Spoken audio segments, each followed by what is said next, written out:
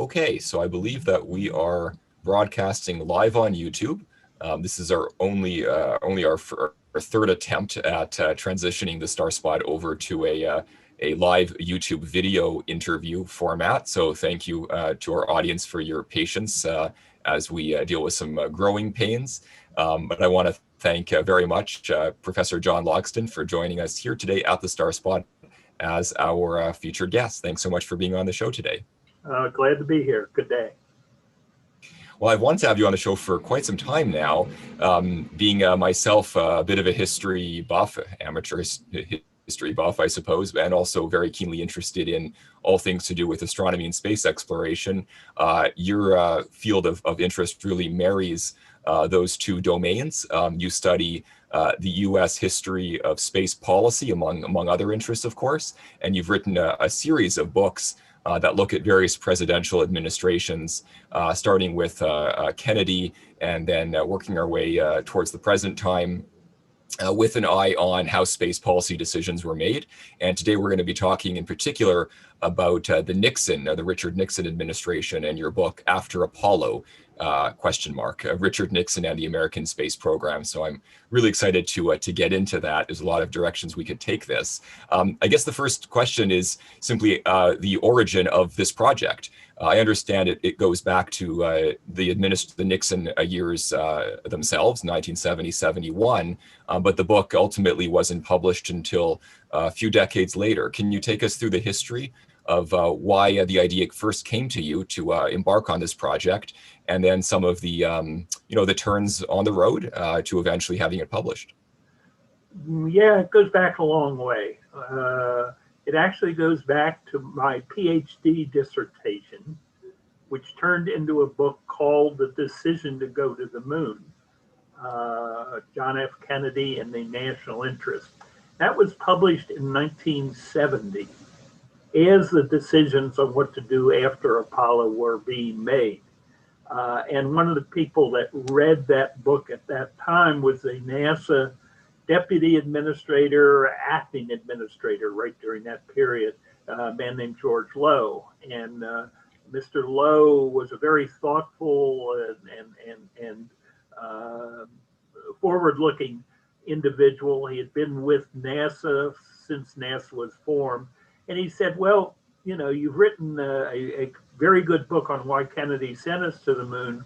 We're in the middle of a very screwy decision process now on what to do afterwards. Why don't you take a look at that? And he gave me a little money. I was a assistant professor by that time at George Washington University. And so in 70, 71, 72, I conducted a number of interviews with Nixon administration and other people very much involved in post-Apollo decision making. I mean, the one that most people would say most memorable was Wernher von Braun, but I also met with people in the White House around Nixon. I never met with Nixon during this period. And then I got diverted. I got administrative responsibilities and had to find other places to raise money. And so I wrote an early version of this in the early 70s, but never followed through to get it to a manuscript form until I left full-time teaching, full-time administration in 2008. I mean, there's lots of stuff that went on in between. I left my teaching position, became professor emeritus, which means retired, not getting salary, 2008. First, I went back to Kennedy and wrote a second book called John F. Kennedy and the Race to the Moon, knowing when I finished that, I was going to go back to the post-Apollo book and finish it. So it was written 2010 through 2014. Additional material. The Nixon Library was open by then. So I had the opportunity to consult the archives, and the book was published in 2015. The famous Nixon tapes, I guess you had access to those. The Nixon tapes Yeah, anybody can listen to them online, and so there are excerpts from some of the Nixon tapes. Problem was the tapes were not put in until February or March of 1971. So the immediate decisions in 69 and 70 are not on tape. It would be interesting to hear what Nixon was saying then, as well as hear what he said in 71 and 72. Sure. So I think we're all familiar with John F. Kennedy's space doctrine, bring humans to the moon and return them safely within the decade or something along those lines. When I think about the doctrine, the space doctrine of presidents following Kennedy, it's not always very clear. It certainly isn't clear with Richard Nixon. What, in a nutshell, would you say? How would you summarize what his space doctrine emerged ultimately to be? Well, I in the book use the phrase Nixon space doctrine to describe his reaction to NASA's post-Apollo plans. NASA proposed basically to keep going at the same level of budget that had made Apollo possible, with the goal of getting to Mars, preferably during the 1980s, but at least by the year 2000. And Nixon was not interested in signing up for spending that much money or really pursuing that kind of goal. And so he made a decision in 69, 70, basically, that space would be lower in priority, would have to compete for resources with all the other things that are important to us, is what his statement said. And so he stopped treating space as special and made it just one of the things that government would do. But he really liked astronauts. He wanted to be sure that whatever we did after Apollo continued human spaceflight, even if we weren't exploring anymore. So he also ended exploration. He said, as Apollo 17 left the moon in December of 1972, he issued a statement. By the way, he never made space speeches. The White House would issue statements in his name that set out his policy positions. He said, this will be the last time in this century that men will walk on the moon. He said that in 1972, and by the decisions he made that prophecy forecast come true. And of course, one of the obvious outcomes of that very different approach to space policy was budget cuts. Can you give us some ballpark figures in terms of what was an average NASA budget like during Apollo, and then in the years following Apollo, the Richard Nixon years? What did the budget fall to roughly?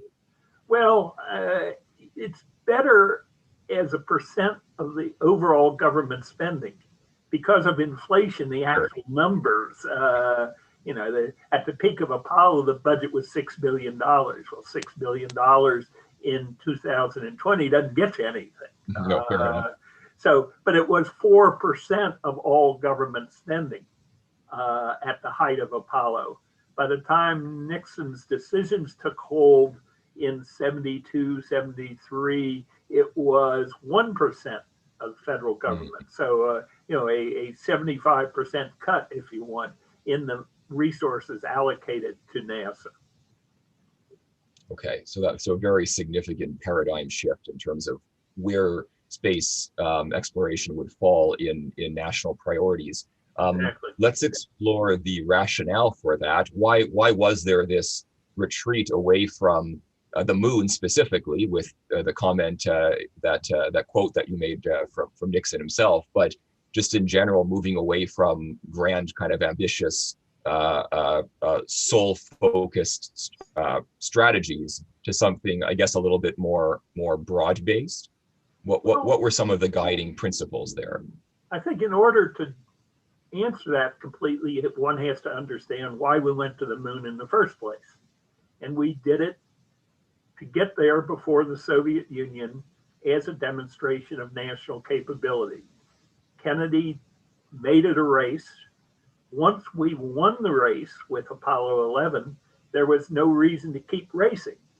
And Nixon recognized that, that the political objective that had motivated Kennedy to send Americans to the moon had been achieved, and that there was no other question to which the answer was go to Mars of the same kind of political salience and potency. So he said, people are telling me we need to spend less money on space, that there are other pressing national needs. And then he got spooked by Apollo 13, by the possibility of losing a crew. So there's a couple of pictures that are kind of symbolic of this. There's a picture of Nixon sitting at his desk in 1969 with the Apollo 8 Earthrise picture kind of over his right shoulder. 2 years later, it was gone. The moon had left the Oval Office, and kind of symbolizes he tried to cancel Apollo 16 and 17, even in December 69, after Apollo 11 and 12, he was saying, I don't see any reason to keep going.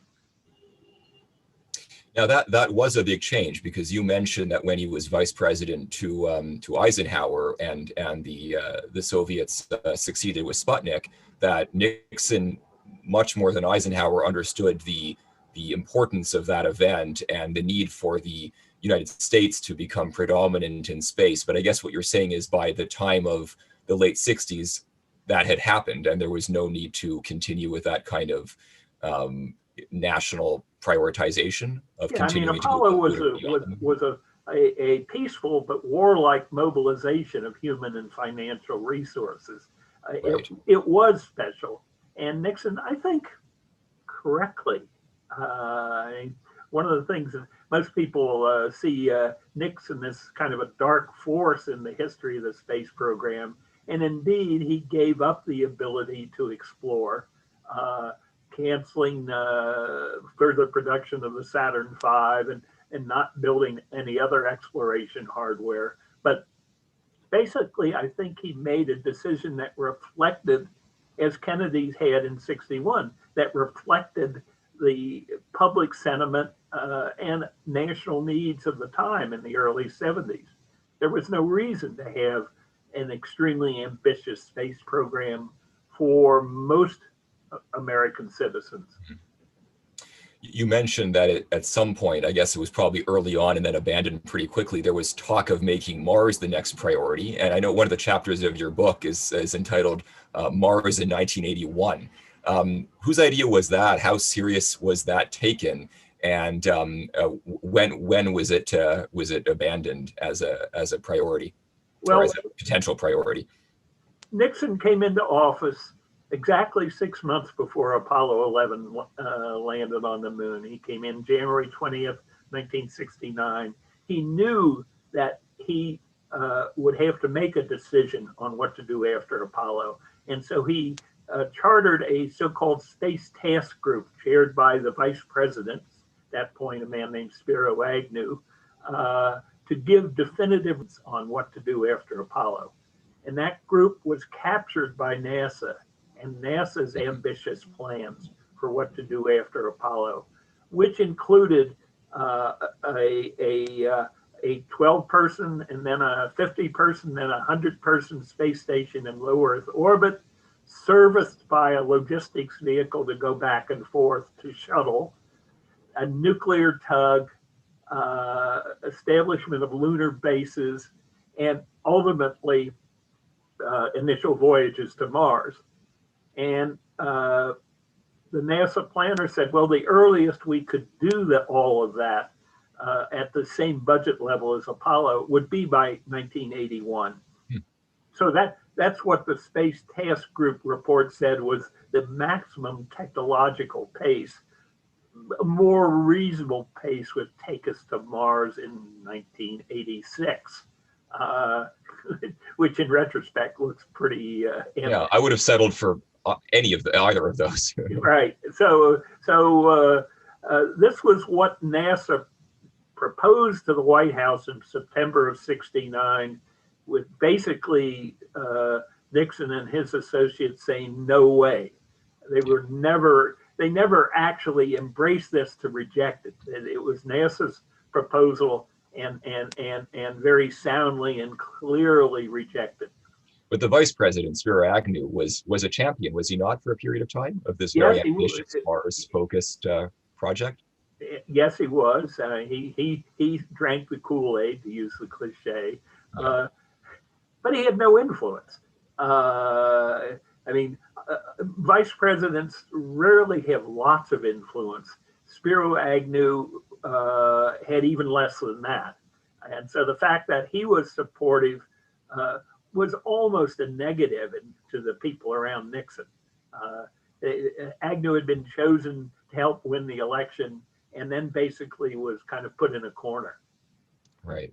So if on one extreme there was this sort of dead on arrival proposal to double down on a major crash program of Mars, so going from the moon as a major focus to Mars. On the other extreme, there was at one point, and you get into this in your book, talk of transforming NASA so that it would no longer focus strictly on space, but would become like a general purpose technology agency to solve all kinds of different problems, potentially in space or here on Earth.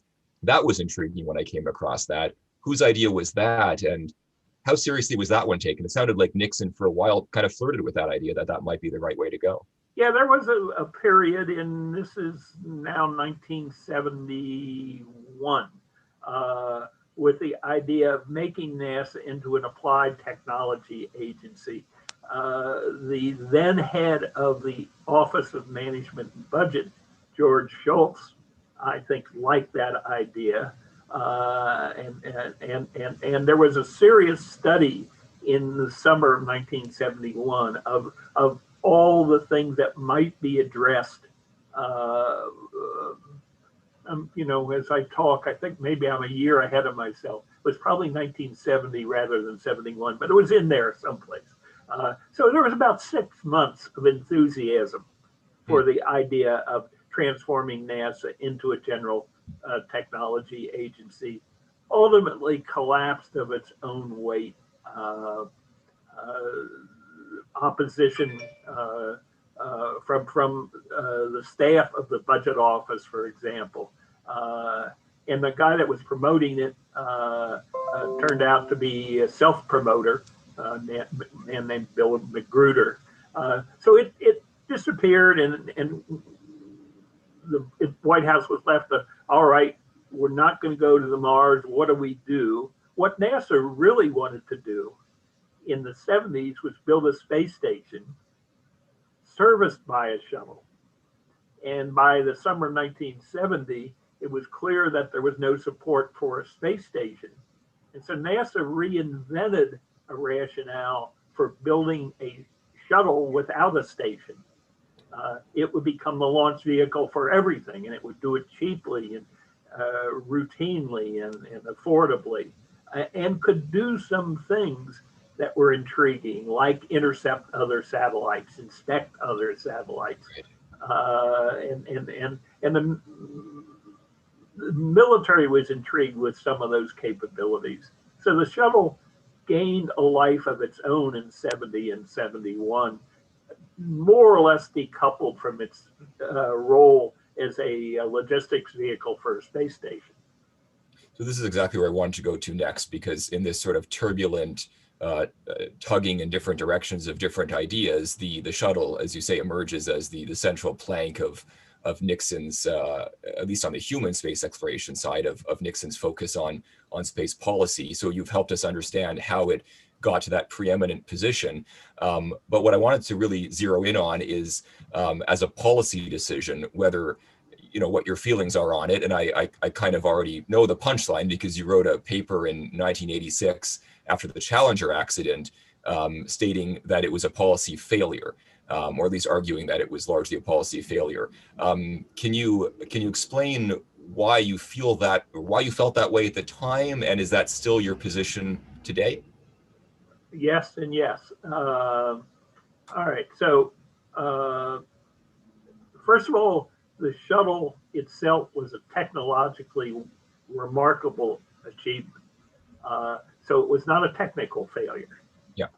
The policy failure was to abandon everything else, all the launch vehicles, and build a program around using, pardon me, the shuttle as the launch vehicle for everything.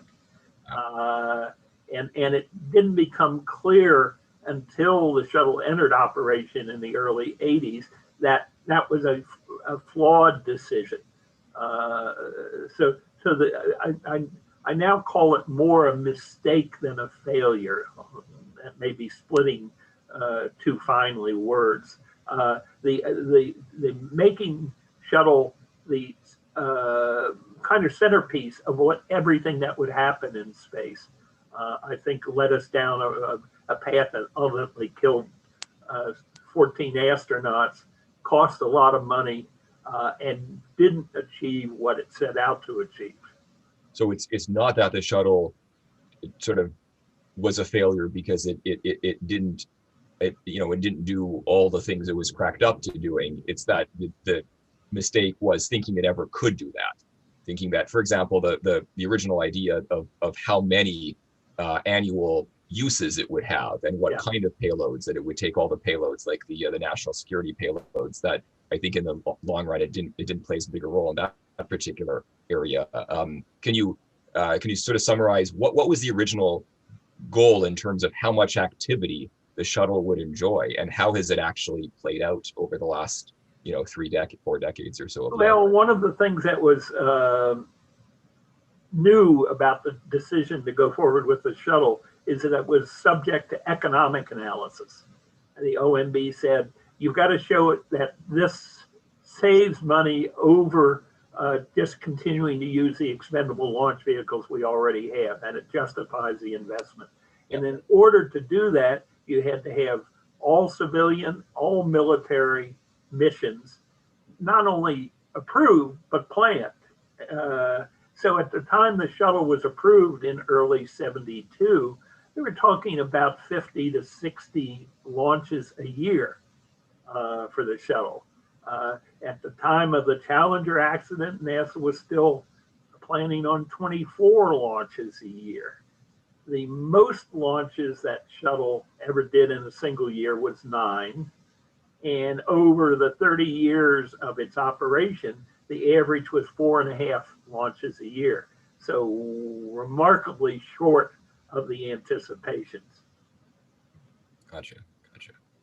I wanted to talk a little bit now about the actual decision-making process, because this I found rather intriguing, and it may account for why the particular design that was selected was the one that won out for better or for worse. What really struck me was how many different cooks were in that kitchen, how many different players from so many different offices surrounding Richard Nixon had something to do with the decision, had some influence on the decision, and then how many iterations of the budget for the shuttle there was. And I think you had one chapter where you wrote something like final budget decisions are not final, or something along those lines, because whenever I, as the reader of your book, thought, okay, finally we have a final budget for this thing, it would be kind of back to the drawing board. Now, is that kind of seeming chaos, is that typical in executive level decisions in the White House, or was that unique to the Nixon White House? Well, I don't think it was unique to the Nixon White House, and I don't think it was unique, but it was unusual. It's not the normal way the process works. I mean, NASA was studying a 2-stage fully reusable shuttle up until July of 1971, and realized once they got a budget allocation from OMB that they would never have enough money to build that 2-stage fully reusable shuttle. And so but they also said, if we don't get a decision by the end of this year on what we're going to do, we've got all kinds of problems. So they had 6 months to decide what to do. They went through multiple designs. Their study contractors went through multiple designs. The White House Science Office had an external group looking at a much more modest design. One of the contractors was feeding information into OMB, suggesting an approach that might work. So, there, as you say, the people that did the economic studies had some ideas on design. You know, a shuttle designed by economists is not a great idea. So it was a very chaotic situation, and ultimately came down to Nixon first approving the OMB shuttle, the modest experimental vehicle, which in retrospect, could have been a good decision. NASA protesting that decision, and ultimately, and as you saw in the book, I think was ultimately because of the employment impact in California prior to the '72 election, where Nixon needed to win California in order to win the election. That said, Nixon and his associates said, well, let's do the big shuttle because it'll create more jobs. And do we know, did Nixon himself finally sign off on that final version of the budget? Because I know in the book there was some debate as to whether it might have been one of his advisors who sort of signed, like in some memo, he signed sort of on behalf of the president and gave his approval. I'm sure at some point it's not the budget, it's the design. It's the 15 by 60 foot payload bay, particular weight to particular orbits design. I found no evidence that Nixon was personally involved in that final decision of which shuttle to build. I think it was made one level below him, mainly by the person I mentioned earlier, George Shultz, and his deputy was head of OMB was Cap Weinberger, you know, people with long histories after the Nixon administration, over these very strenuous objections of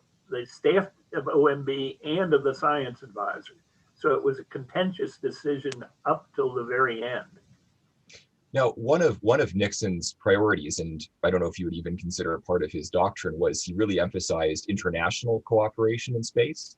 So quite different from the competitive atmosphere of I guess John Kennedy and the conflict with the Soviet Union to who would be the first to get to the moon.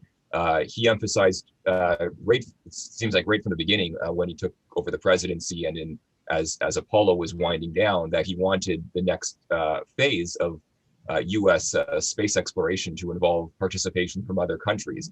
Is that one focus where we can give him some credit in terms of his legacy? Because we've had foreign astronauts on NASA missions, and quite a bit. The space station, of course, has benefited from the participation of other countries. Is it fair to give to Nixon the credit for turning space exploration into more of an international effort? I think it is. He called it his pet idea was to get foreign participation. But what he meant by foreign participation was flying non-U.S. astronauts on U.S. systems. Ultimately, Canada and Europe contributed hardware to the shuttle program, and that wasn't exactly what Nixon had in mind, but it's what evolved. And then on the other side, he wanted to find a way to cooperate with the Soviet Union as a symbol of détente, and that resulted in the Apollo-Soyuz mission in 1975. So yeah, I think the opening up of we the United States had been doing international cooperation in our robotic missions all along, but opening up human spaceflight after Apollo to international participation is indeed, I think, a Nixon legacy. So looking at the whole legacy, all the wins, the losses, etc. What I'm really curious about is the lessons that we can learn in terms of how decisions were made, in terms of the actual decisions themselves. What can we distill from that legacy and those experiences that's applicable to space policy decisions today or into the future? Well, I think one is that the president listens to the country and either decides for leadership reasons to ignore what he hears and do what he thinks is right, which is what I think led Kennedy to make the decision to go to the moon, or is influenced by public opinion without any overriding reason to ignore it, and says, as Nixon did say, let's make space a priority, one of the things we want to do, but only one of the things we want to do. So I think the role of the president, understanding the role of the president and setting directions in space, is one of the things I've tried to do with this series of books. You mentioned Kennedy and Nixon. There's also one on Reagan. Is the role of the president is central one way or the other? Got it, got it. And I know you're also working on a forthcoming publication looking at why we haven't returned to the moon, why we haven't, I guess, embarked on any missions like that, say beyond the moon to Mars or to other, in terms of human spaceflight, I mean, other objects in the solar system. And today's an big election day in the U.S., and so it reminds me that we have these elections in the U.S. every 4 years, and administrations come and go. And is that the sort of the idiosyncrasies of the person in the Oval Office, their personality, that causes there to be so much turbulence, to make it so difficult for there to be one sustainable, guiding vision beyond 4 or 8 years. And if that is a part of the problem, is the coming and going of administrations, as it of course will be in any democratic society, what does it take to get to government or a series of changing governments to stick to one particular long-term vision? Can that be done? Well, I think the quality of the vision is key. Governments do long-term undertakings when there is kind of broad societal acceptance of those undertakings. The idea of people in the streets demanding to go back to the moon or going to Mars is kind of silly.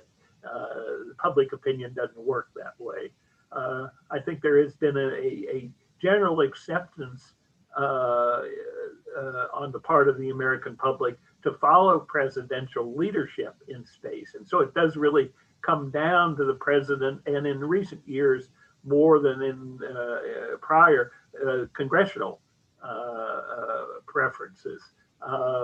And now we have the private sector, of course, with Jeff Bezos and Elon Musk with their own visions of space exploration. So it's a rather more complicated situation in 2020. Now, yes, we're going to have either a re-elected president or a new president by the time most people see this show. The Biden campaign seems to be stressing continuity of purpose. And I think really since George W. Bush in 2004, there's been a consensus that it's time to restart exploration. We've been debating what the destination should be, but we've been building a big rocket, we've been building an exploration spacecraft now for 16 years, slowly, ever so slowly. So I think that the outcome of the election is not really going to result in a major shift in space exploration policy in the coming weeks and months.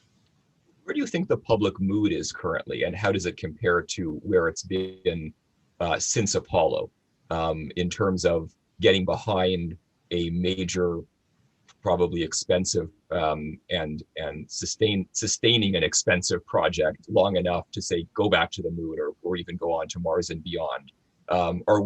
Has that public support kind of been flat for a long time, or do we see some signs that it has rebounded somewhat? Does it ebb and flow a little bit over the decades? Well, I think it's variable, and this will sound elitist, but I don't think it's all that important. I think it is the conviction among the political leadership that's more important in determining undertakings like this. I was impressed by how much attention was paid last year to the 50th anniversary of Apollo 11. and how much attention was paid to the U.S. Return of launching astronauts from U.S. soil with the Demo 1 mission of a few months ago. And we have, in a couple of weeks, all things being equal, the next launch of 4 astronauts on a U.S. spacecraft. I think that there is general public support to the idea of we should be engaged in space. We should be engaged in putting people in space. The United States should have that capability. That's important to our self-image as a country and to our leadership position in the world. And so I think basically any president who's there January the 21st is going to continue the general thrust of the program we're executing now. Professor John Logsdon, I want to thank you so much for joining us here at the Star Spot. It has been truly fascinating to go a little bit down memory lane, but with such important implications for today and the near and long-term future of space exploration. I've really enjoyed our discussion. Happy to be with you. Thank you. Thanks so much. Well, we'll conclude there. And again, I appreciate your participation, and Sure. we'll get the show out to you just as soon as it's available. Okay. Thanks, Justin. Thanks. Have a great day. Bye now. Take care.